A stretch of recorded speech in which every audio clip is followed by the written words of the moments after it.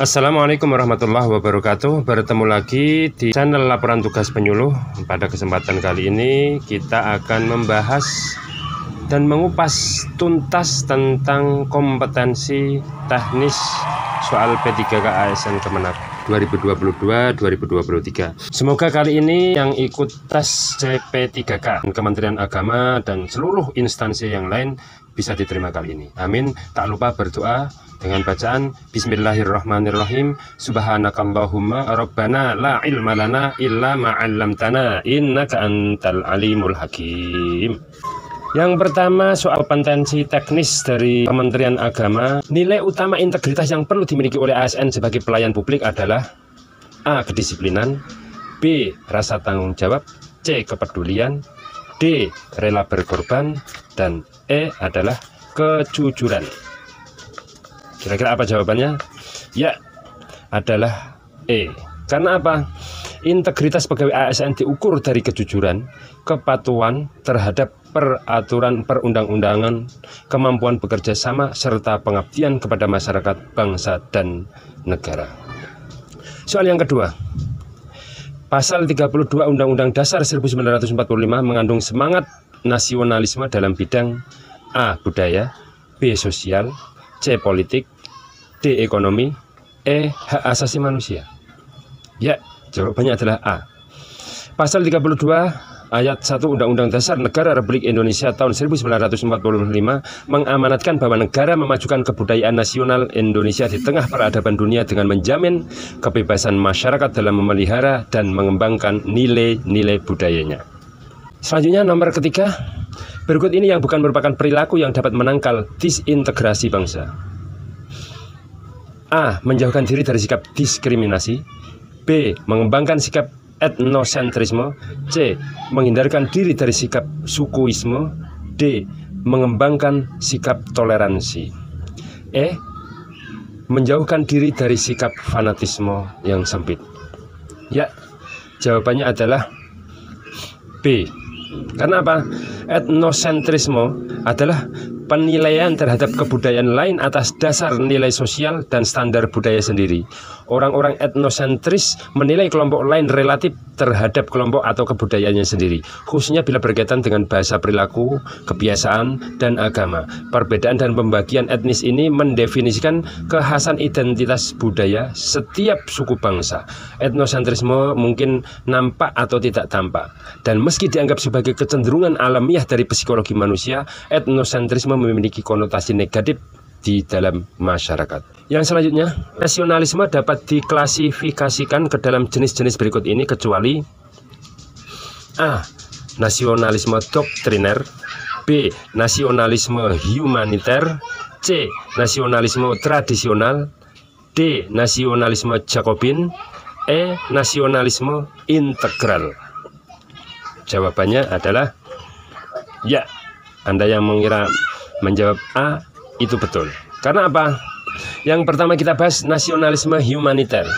Adalah nasionalisme merupakan paham kebangsaan yang lebih ditekankan pada pandangan bahwa setiap negara ataupun bangsa yang ada di dunia berhak untuk meraih kemerdekaannya, memperjuangkan kesejahteraannya, dan juga meraih kebebasannya dengan menggunakan caranya sendiri. Karena seperti yang kita tahu, antar negara satu dengan negara lainnya pasti memiliki perbedaan, baik antara perbedaan latar belakang pemahaman, sejarah, dan lain sebagainya. Apa yang dimaksud dengan nasionalisme Jakobin? Nasionalisme Jakobin yang lebih bersifat demokratis. Seperti yang kita tahu, istilah demokratis ini lebih bermakna pada penyelesaian sebuah masalah melalui cara damai, dan kekuasaan juga lebih ditekankan pada rakyatnya. Sehingga nasionalisme Jakobin ini merupakan nasionalisme yang tumbuh sebagian besar pada jiwa setiap rakyatnya, entah hal tersebut dipengaruhi oleh kepercayaan rakyat terhadap ideologi negara yang diusung dan lain sebagainya. Nasionalisme tradisional adalah jenis nasionalisme yang tumbuh dan berkembang dari keunikan-keunikan yang dimiliki oleh bangsa, baik keunikan adat istiadatnya, budayanya, bahasanya, dan keanekaragaman lainnya. Nasionalisme liberal. Nasionalisme ini berpegang teguh pada ungkapan atau pola pikir bahwa setiap negara ataupun bangsa yang ada di dunia berhak untuk menentukan nasibnya sendiri. Dalam kata lain, setiap negara bebas untuk menentukan kemana arah jalan negaranya dan kemana negara ini akan dibawa ke depannya. Nasionalisme integral. Nasionalisme integral merupakan nasionalisme yang lebih ditekankan pada pemahaman bahwa kepentingan nasional suatu bangsa harus diletakkan paling atas dibanding dengan kepentingan lainnya yang bersifat individu ataupun kelompok.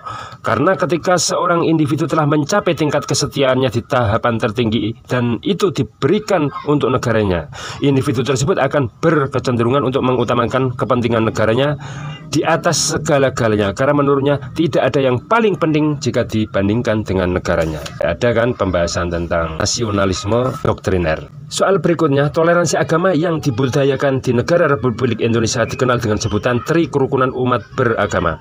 Di bawah ini yang bukan Tri Kerukunan Umat Beragama di Indonesia adalah A.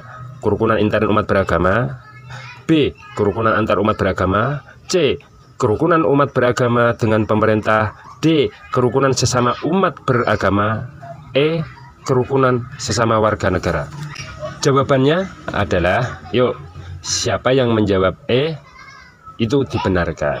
Karena pembahasan Tri Kerukunan ini meliputi 3 kerukunan, yaitu kerukunan intern umat beragama, kerukunan antar umat beragama, dan kerukunan antar umat beragama dan pemerintah.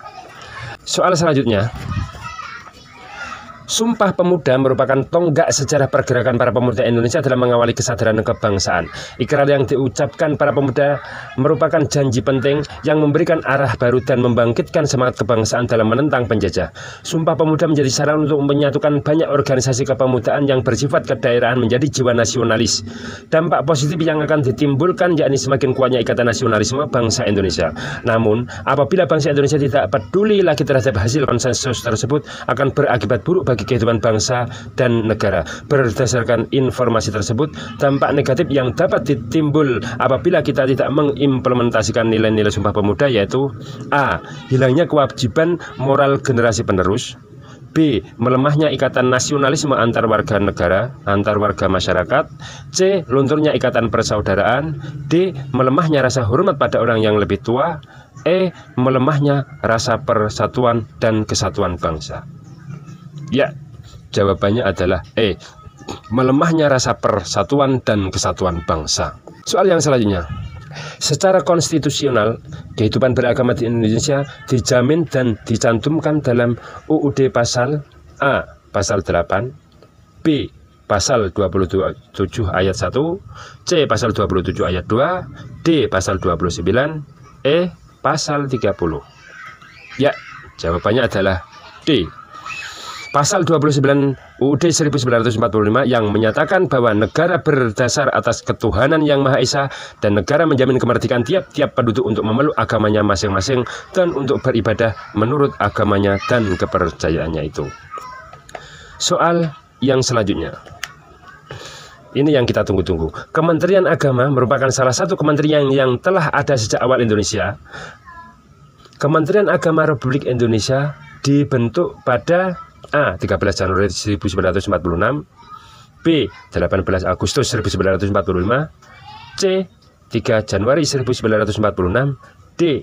17 Agustus 1945, E. 3 Januari 1947. Awas kalau ini salah kebangetan, karena kita nanti akan berada di bawah Kementerian Agama.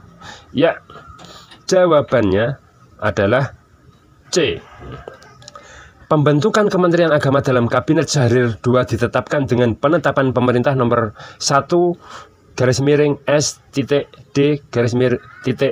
tanggal 3 Januari 1946 atau bertepatan dengan 29 Muharram 1365 Hijriah yang berbunyi, Presiden Republik Indonesia mengingat usul Perdana Menteri dan Badan Pekerja Komite Nasional Pusat memutuskan mengadakan Kementerian Agama. Soal yang selanjutnya, berikut ini yang tidak termasuk fungsi Kementerian Agama, yaitu A. Perumusan, penetapan, dan pelaksanaan kebijakan keagamaan. Ingat ya, yang bukan termasuk fungsi Kementerian Agama. A. Perumusan, penetapan, dan pelaksanaan kebijakan keagamaan. B. Pengelolaan barang milik atau kekayaan negara yang menjadi tanggung jawab Kementerian Agama. C. Pengawasan atas pelaksanaan tugas di lingkungan Kementerian Agama. D. Pelaksanaan kegiatan teknis yang berskala internasional. E. Pelaksanaan kegiatan teknis dan supervisi atas pelaksanaan urusan kementerian di daerah. Ya, jawabannya adalah D. Karena apa?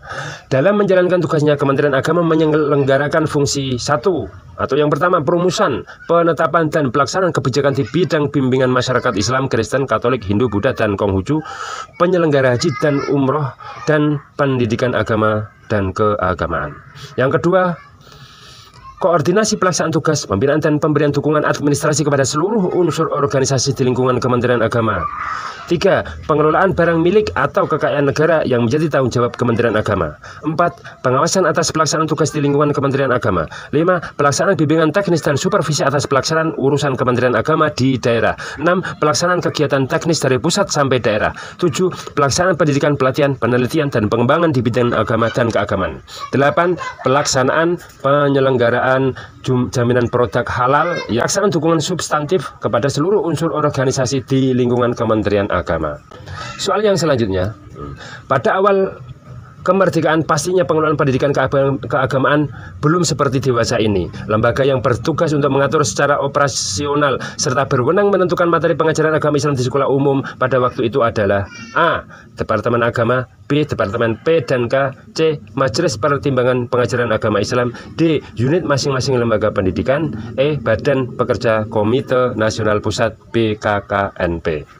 Jawabannya adalah ya, Anda yang menjawab C dibenarkan. Karena apa? Pemerintah Presiden Soekarno pada waktu itu membentuk Majelis Pertimbangan Pengajaran Agama Islam pada tahun 1947 yang dipimpin oleh Ki Hajar Dewantara dari Departemen P dan K dan Profesor Dr. Ades Abdullah Sigit dari Departemen Agama. Tugasnya ikut mengatur pelaksanaan dan materi pengajaran agama yang diberikan di sekolah umum. Sampai jumpa di soal-soal berikutnya. Assalamualaikum warahmatullahi wabarakatuh.